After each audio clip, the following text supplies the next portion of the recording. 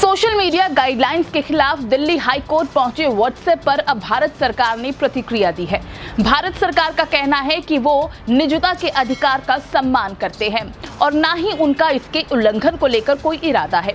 तो इस पूरे मामले पर अब भारत सरकार की क्या प्रतिक्रिया है, आइए जानते हैं इस वीडियो में।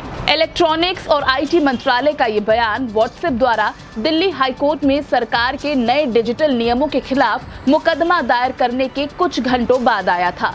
व्हाट्सएप ने कोर्ट में दलील दी थी कि एनक्रिप्टेड मैसेज का एक्सेस देने से प्राइवेसी प्रोटेक्शन पूरी तरह से टूट जाएगी।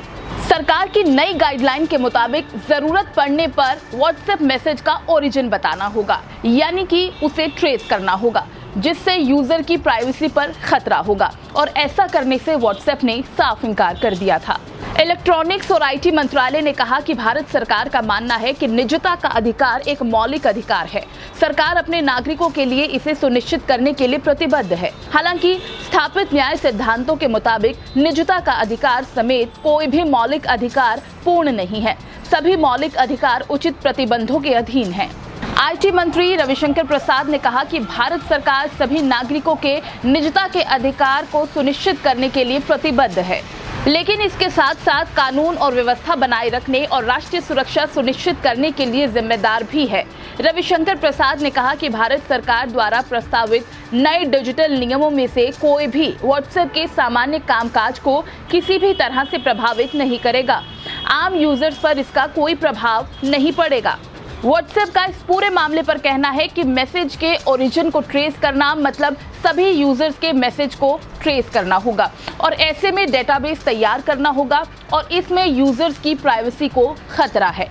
यूजर्स का डेटा भी कंपनी के पास होगा। व्हाट्सएप ने सफाई दी है कि अगर सरकार की नई गाइडलाइन लागू की गई तो इससे व्हाट्सएप के यूजर्स की प्राइवेसी के साथ समझौता होगा। इसके लिए एंड टू एंड एन्क्रिप्शन को बाईपास करना होगा। आईटी मंत्रालय ने कहा कि व्हाट्सएप एक और तो प्राइवेसी नीति को लागू करने की मांग कर रहा है, जहां वो अपने सभी यूजर्स का डेटा अपनी पेरेंट कंपनी फेसबुक के साथ साझा करेगा। वहीं दूसरी ओर व्हाट्सएप कानून व्यवस्था बनाए रखने के लिए और फर्जी खबरों पर अंकुश लगाने के लिए जरूरी दिशा निर्देशों को लागू करने से इनकार करने की कोशिश कर रहा है। आईटी मंत्रालय ने देश में काम कर रही प्रमुख सोशल मीडिया कंपनियों जैसे फेसबुक, ट्विटर, इंस्टाग्राम, यूट्यूब और व्हाट्सएप को नोटिस भेजा है। नोटिस में इन कंपनियों से पूछा गया है कि 25 फरवरी को जारी किए गए नियमों का पालन क्यों नहीं हो रहा। मंत्रालय ने यह भी पूछा है कि अभी तक उन्होंने सक्षम अधिकारियों की नियुक्ति क्यों नहीं की और अगर नियुक्ति की है तो उनकी जानकारी उपलब्ध करवाए।